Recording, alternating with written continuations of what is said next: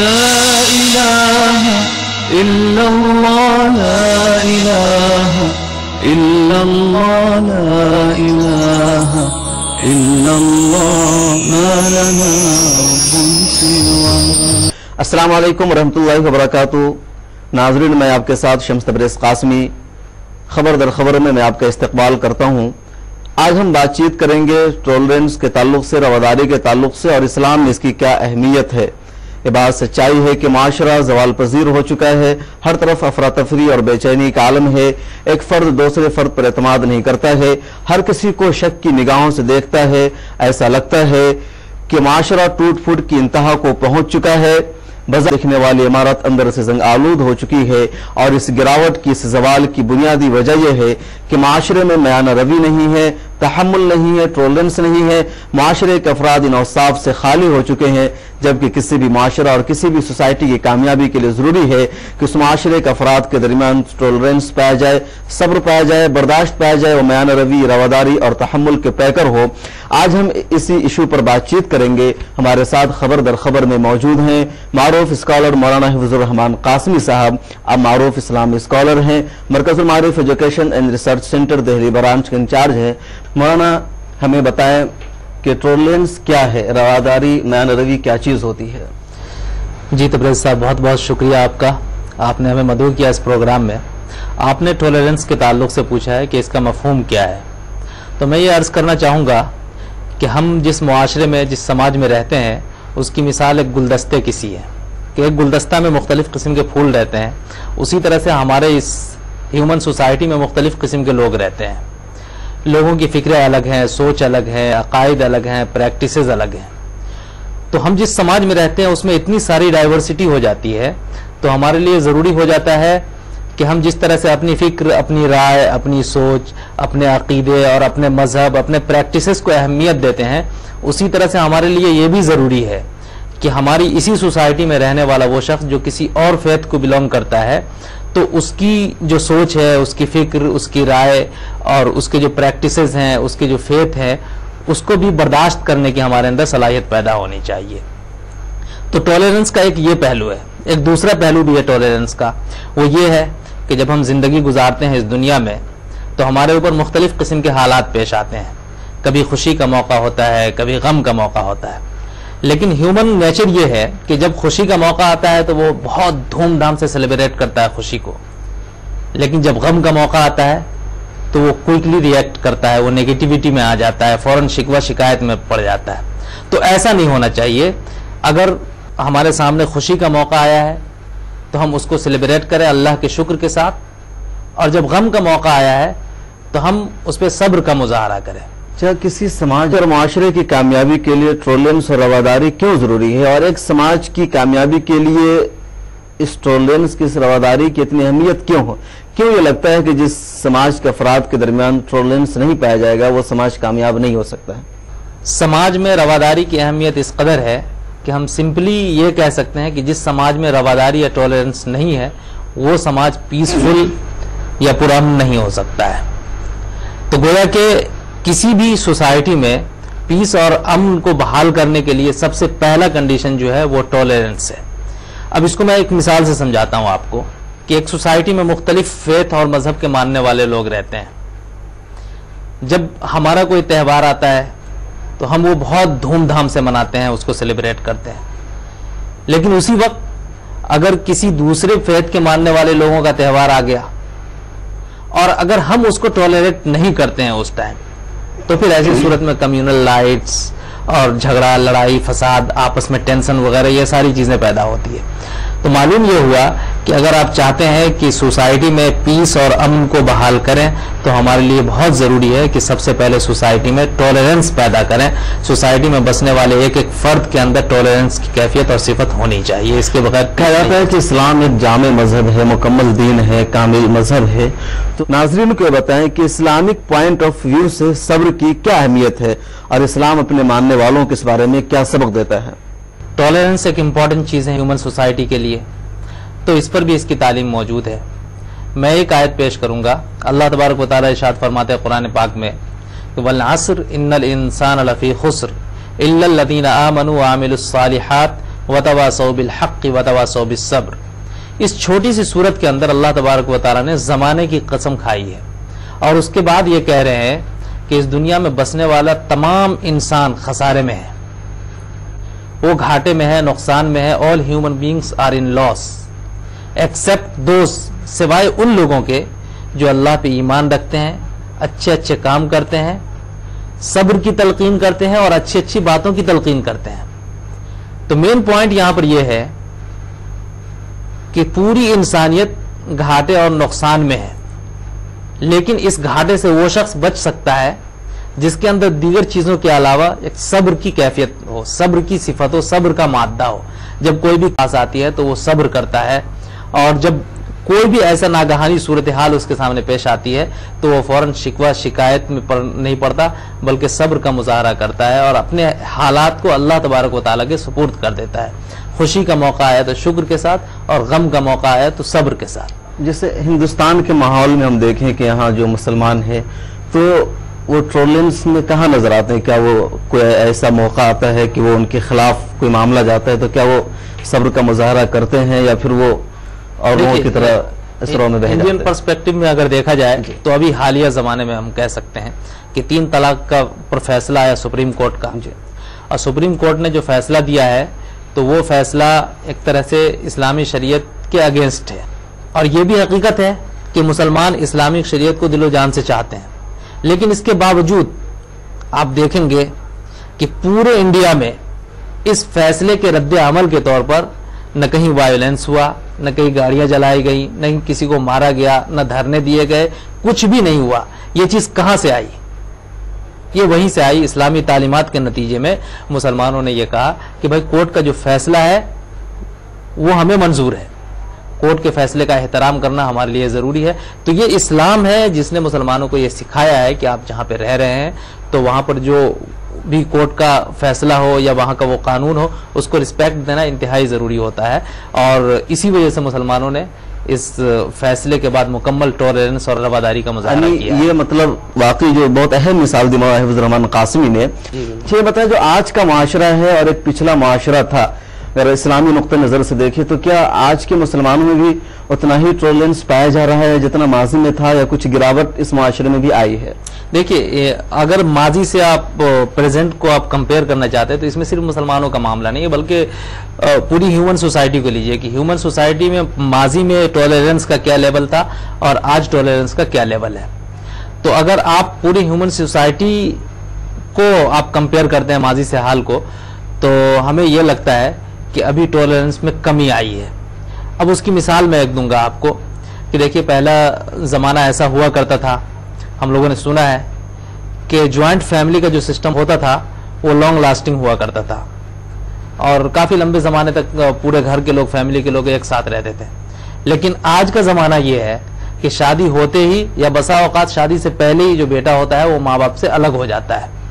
तो ये चीज़ क्यों आ रही है? ये इस वजह से आ रही है कि टॉलरेंस की कमी हमारे अंदर पैदा हुई है। और इसकी इंतहा आपको मैं ये बताऊं कि पूरे सोसाइटी लेवल पे छोड़ दीजिए, सिर्फ फैमिली लेवल पे देख लीजिए कि जब माँ बाप बूढ़े हो जाते हैं और बेटा या बहू है तो टॉलरेंस इतना कम है कि माँ बाप की खांसी को टॉलरेट नहीं कर सकते हम, और माँ बाप को ओल्ड एज होम में भेज देते हैं। रवादारी कैसे आती है और रवादारी के लिए किन चीजों का होना जरूरी है? बसा औकात हम देखते हैं कि कोई मामला होता है तो लोग भड़क जाते हैं, आग बगोला हो जाते हैं, बस्ती की बस्ती जला दी जाती है, फसादात होते हैं। तो इन सब के पीछे कहीं ना कहीं मुझे लगता है कि टॉलरेंस की कमी होती है। लेकिन ये टॉलरेंस की कमी लोगों में क्यों है? तालीम न होने की वजह से, माहौल न मिलने की वजह से, तरबियत की कमी की वजह से, या कोई और चीज है? देखिए, सिर्फ तालीम तो काफी नहीं है, तालीम भी जरूरी है ताकि उसको ये समझ में आए कि हम जो काम करने जा रहे हैं वो सही है या गलत है। चूंकि आमतौर पर ऐसा भी होता है कि आपने कहा कि अकीदत या भक्ति के नाम पर तो कोई भी जो लीडर होता है किसी भी मजहब का मानने वाला, वो आकर के किसी को कुछ बोल दिया और लोग तैश में आकर के वो गलत कदम उठा बैठते हैं। तो ऐसी चीज को समझने के लिए तालीम बिल्कुल जरूरी है कि वो हक और बातिल, सही और गलत के दरमियान डिस्टिंक्शन पैदा कर सके। लेकिन उसके साथ साथ एक ये बात भी जरूरी है कि इंसान की तरबियत अच्छे माहौल में हुई हो, उसको अच्छा माहौल मिला हो, वरना सिर्फ तालीम ऐसी चीज नहीं है जो इंसान को इंसान कामिल बना दे। आप देखते हैं कि बहुत सारे लोग हैं जो पढ़े लिखे हैं, मेडिकल लाइन में देख लीजिए, कॉरपोरेट सेक्टर में देख लीजिए, या इसी तरीके से जो IAS ऑफिसर्स होते हैं, ये लोग हाईली क्वालिफाइड होते हैं, लेकिन इसके बावजूद करप्ट होते हैं। मालूम ये हुआ कि सिर्फ एजुकेशन काफ़ी नहीं है, बल्कि एजुकेशन के अलावा उसको सही माहौल मिलना, सही तरबियत मिलना और अच्छे लोगों की गाइडेंस में रहना भी इंसान के लिए बहुत ज़रूरी है, ताकि उसके अंदर पाइटी पैदा हो सके, वर्च्यू पैदा हो सके, अच्छी सिफात और अच्छी कैफियत उसके दिल में पैदा हो सके। जब ही जाकर के उसके अंदर पूरे तौर पर टॉलरेंस आ पाएगा और दूसरे जो ह्यूमन बीइंग हमारे सामने हैं उनकी असल वैल्यू समझ में आएगी हमें। मौलाना साहब, आप बहुत अच्छी बात कर रहे हैं, लेकिन मैं यहाँ पर आपको रोकूंगा। नाज़रीन, वक्त एक वक्फे का हो गया है। वक्फे के बाद जब हम दोबारा वापस आएंगे तो इस सिलसिले को आगे बढ़ाएंगे और मजीद बातचीत करेंगे रवि की, सब्र की, टॉलरेंस की हमारी जिंदगी में, हमारी सोसाइटी में कितनी अहमियत है और इसे अपनाए बगैर हम कामयाब नहीं हो सकते हैं। हमारा समाज और मुआशरा कामयाबी और कामरानी की मंजिलें तय नहीं कर सकता है। आप कहीं मत जाइएगा, देखते रहिए खबर दर खबर।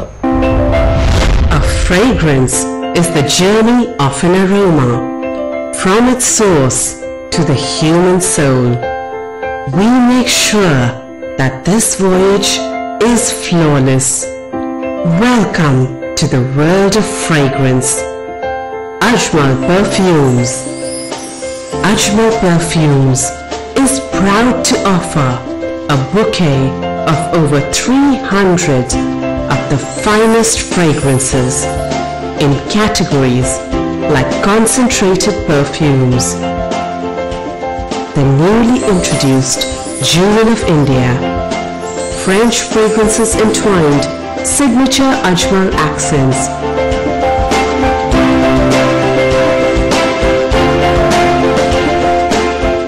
refreshing deodorants, and the classic Bakhoon.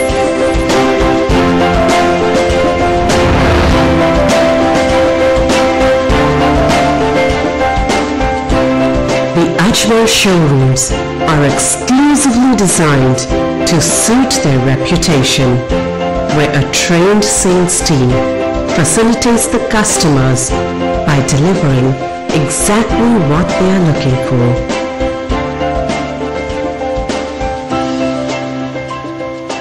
These showrooms are visited by clients of all age groups.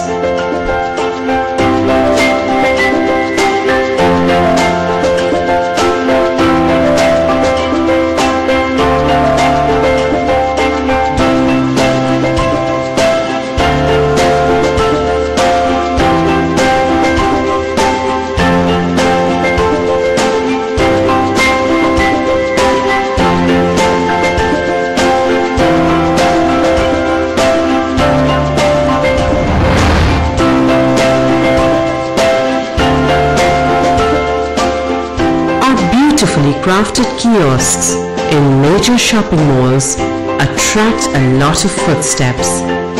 It is this unswerving adherence to maintaining the highest possible quality standards that has won millions of hearts for Ajmal.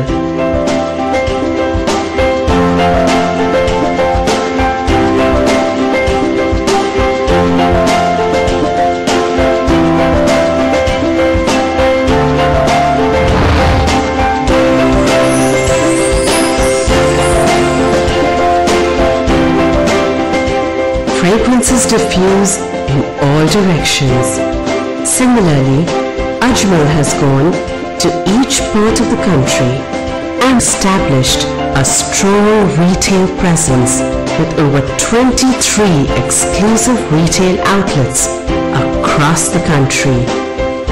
Looking at its popularity amongst perfumery lovers, it can definitely achieve its target of 100 showrooms by 2020.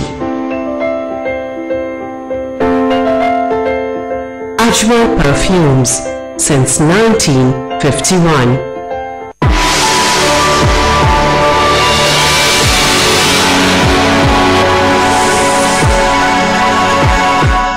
अस्सलाम वालेकुम। वक्फे के बाद नाजरीन दोबारा आपका खैर मकदम है।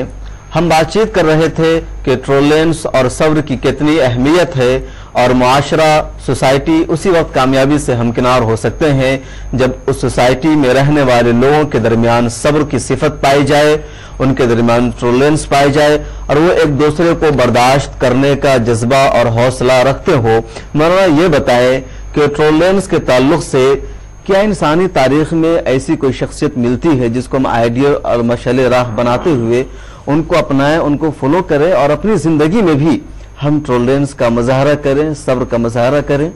دیکھیے، آپ نے آئیڈیل شخصیت کی بات کی ہے، تو اب تاریخ کا مطالعہ کریں تو ہمیں جو پروفیٹ آف اسلام ہے محمد صلی اللہ علیہ وسلم، ان کی زندگی ایسی ملتی ہے جو شروع سے لے کر کے آخر تک ٹولرنس سے بھری پڑی ہے۔ جب رسول پاک صلی اللہ علیہ وسلم مکہ میں تھے اور اس وقت جب انہوں نے اسلام اور ایمان کا نعرہ لگایا تو جو لوگ اب تک ان کو مانتے تھے، پیر مانتے تھے اور امین مانتے تھے، ٹرسٹ وردی مانتے تھے، وہ لوگ سب مخالف ہو گئے ان کے، اور مخالفت پر اس قدر اتر آئے کہ بالکل جان سے مارنے کے در پہ ہو گئے اور طرح طرح کی اذیتیں تھیں، لیکن رسول پاک صلی اللہ علیہ وسلم نے برداشت کیا۔ جب رسول پاک صلی اللہ علیہ وسلم نماز پڑھتے تھے، اوپر سے اونٹ کی جو اوج ہے وہ ان کے پیٹھ پہ ڈال دی جاتی تھی، راستے میں کانٹا پھیلا دیا جاتا تھا، پتھروں سے مارا جاتا تھا۔ آپ کو طائف کا واقعہ معلوم ہوگا کہ طائف رسول پاک صلی اللہ علیہ وسلم تشریف لے گئے، جب واپس آ رہے تھے تو جو شریر بچے تھے محلے کے ان کو پیچھے لگا دیا گیا اور انہوں نے اتنے پتھر مارے کہ کالا جوتا وہ خون کی وجہ سے سرخ ہو گیا تھا۔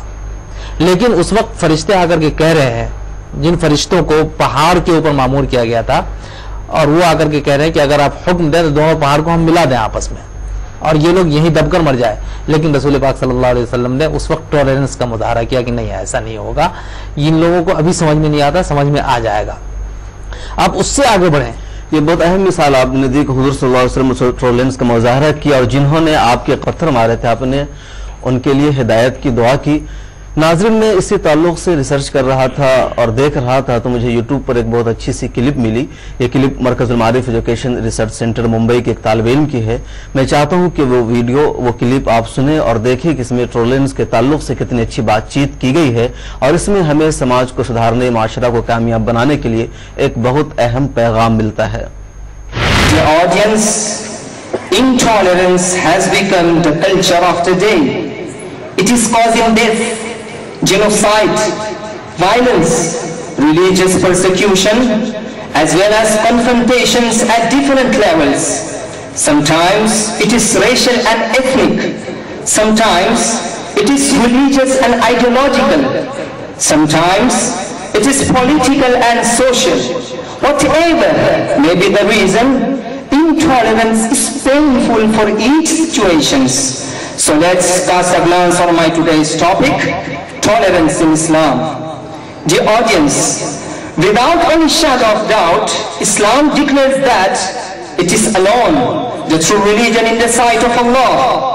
And if a person wants to enjoy the absolute and perfect pleasure of Allah in this world and the world hereafter, avoid the wrath of Allah and finally enter paradise, then there is only one way, that is to embrace Islam, possess and enjoy the fundamental parts of its belief, as it is mentioned in the glorious Quran, Surah Al Imran, chapter 3, ayah 19.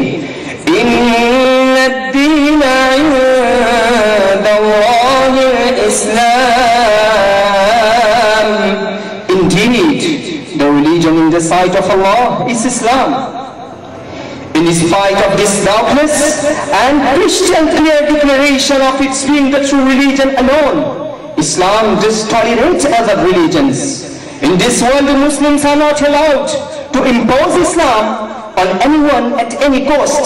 Not only this, but also anyone's acceptance of Islam with any pressure is not accepted in the sight of Allah.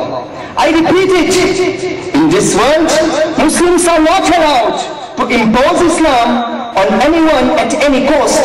Not only this, but also anyone's acceptance of Islam with any pressure is not accepted in the sight of Allah. Allah subhanahu wa ta'ala says in the glorious Quran, Surah Al-Baqarah, chapter 2, ayah 256, La ikraha fid deen. There is no compulsion in the religion. Honorable audience, being mercy and messenger for the whole world, the last prophet of Allah, Muhammad sallallahu alayhi wa sallam, was endowed with overwhelming urge and unparalleled desire to invite people to Islam. He was praying for them, struggling a lot, using every wise way and praying for them day and night. Even sometimes it used to seem that he will sacrifice himself in this cause due to that denial. Then Allah subhanahu wa ta'ala consoled him by the revelation of hundreds of ayat in the glorious Quran and made him understand some key points. The first is that to embrace Islam should always be choice, not force. The second is that Islam is the greatest favor of Allah upon His slaves, which we saw totally relies on their own wish and heartfelt pursuit. And the third is that your duty is only to convey the message, but to force them to convert is neither your duty nor in your power. The glorious Quran says, Surah Yunus, Chapter 10, Ayah 99, وَلَوْ شَاءَ رَبُّكَ لَآمَنَ مَنْ فِي الْأَرْضِ كُلُّهُمْ جَمِيعًا أَفَأَنْتَ تُكْرِهُ النَّاسَ حَتَّى يَكُونُوا مُؤْمِنِينَ. And had your Lord willed, those on the earth would have believed, all of them entirely. Then, O Muhammad, would you compel the people in order that they become believers?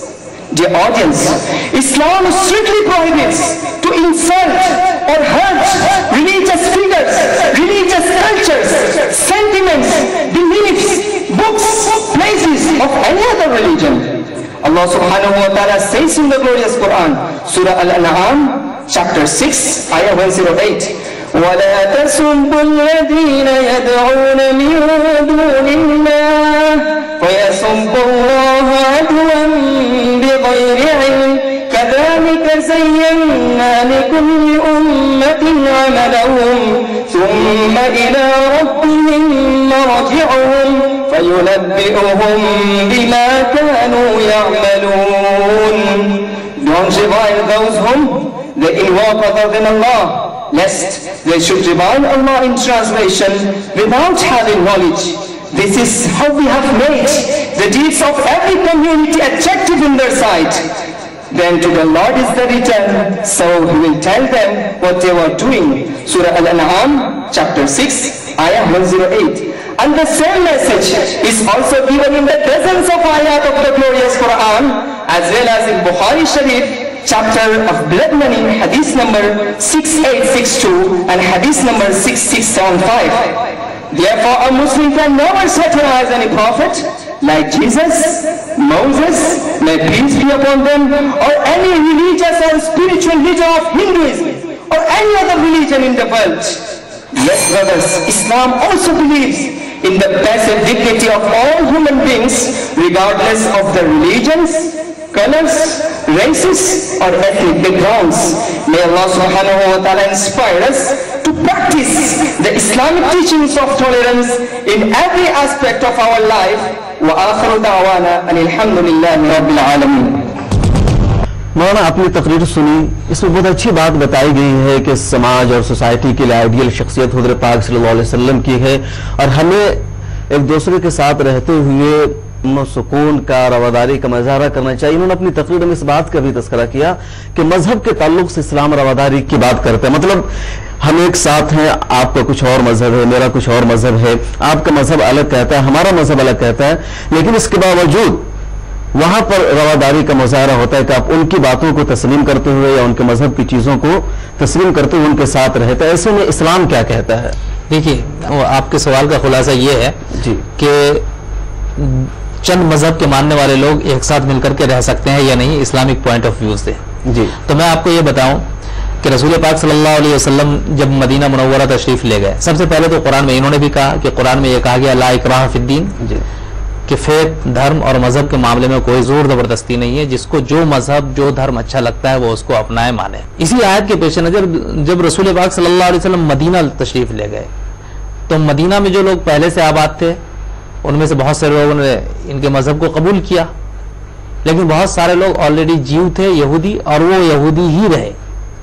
وہاں پہ جانے کے بعد رسول پاک صلی اللہ علیہ وسلم نے ان لوگوں کے ساتھ مل کر کے ایک کانسٹیٹیوشن تیار کیا جس کو میثاق مدینہ کہا جاتا ہے یا پھر چارٹر آف مدینہ کہا جاتا ہے انگلش میں. اور اس میں یہ تھا کہ ہم لوگ اپنے اپنے مذہب پہ عمل کریں گے لیکن ایک مفاد کے تحت ہم لوگ ایک ساتھ رہیں گے جو سوشل مفاد ہے ہمارا.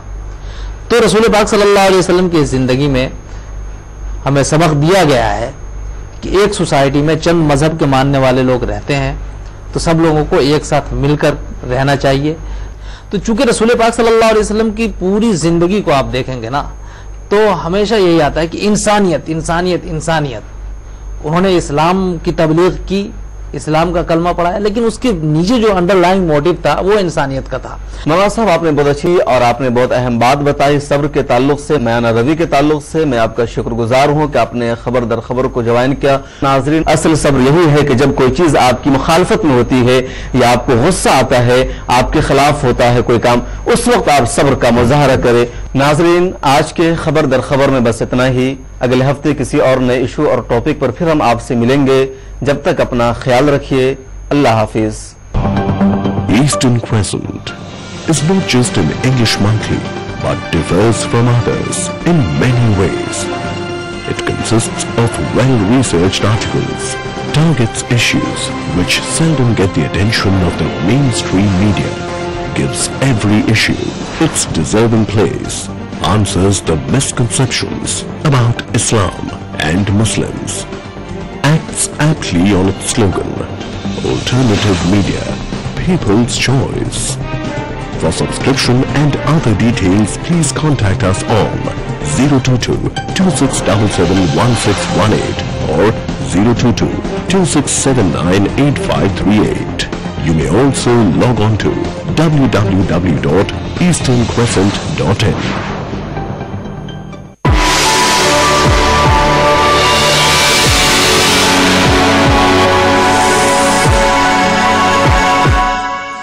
کیا آپ کے بچے ایسے سکولز جاتے ہیں جہاں پر اسلامی تعلیمات کا کوئی نظام نہیں ہے؟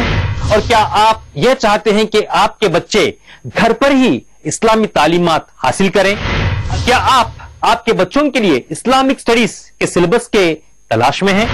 الحمدللہ شیخ ارشد بشیر مدنی حفظہ اللہ کے جانب سے Islamic studies syllabus for home schooling کے نام سے مارکیٹ میں آ چکا ہے, جو بہت آسان طریقے سے آپ کے بچوں کے اسلامی تعلیمات کو مضبوط کرے گا انشاءاللہ العزیز. یہ 10 کتابوں کا ایک سیریز ہے جس میں فی الوقت 3 کتابیں مارکیٹ میں آ چکے ہیں, 5+, 7+ اور 9+, یعنی کہ 5 سال سے 10 سال کے بچوں کے لیے Islamic studies for home schooling آج تیار ہیں. یہ کتابیں 5 لینگویجز میں ہیں, Arabic, Roman Arabic, English, Urdu اور رومن اردو. یعنی کہ کوئی بھی جو اردو جاننے والا یا انگلش جاننے والا یا عربی جاننے والا الحمدللہ ان کتابوں کو بہت آسان طریقے سے اپنے بچوں کو پڑھا سکتا ہے. آج ہی آپ کی کتابوں کے لیے آرڈر کریے 8106067209 پر, اور ہماری ویب سائٹ ہے www.askmadani.com.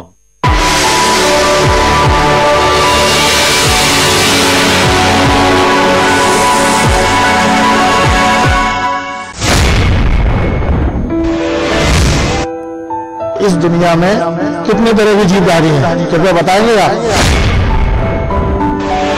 کہ بھگوان ایک ہے تو اتنی الگ الگ مانیتائیں کیوں ہیں؟ آپ کی مانیتا ہے کہ سرشٹی 5,000 برس سے پرارمب ہوئی ہے, جبکہ ویگیانک 3 ارب برس سے مانتے ہیں. ایسا کیوں؟ ٹاور لانے کی جو پرمپرا ہے وہ دھارمک گرنتھ سے ثابت ہے. اسلام میں محمد صاحب کو ہی آخری پیغمبر کیوں مانا گیا ہے؟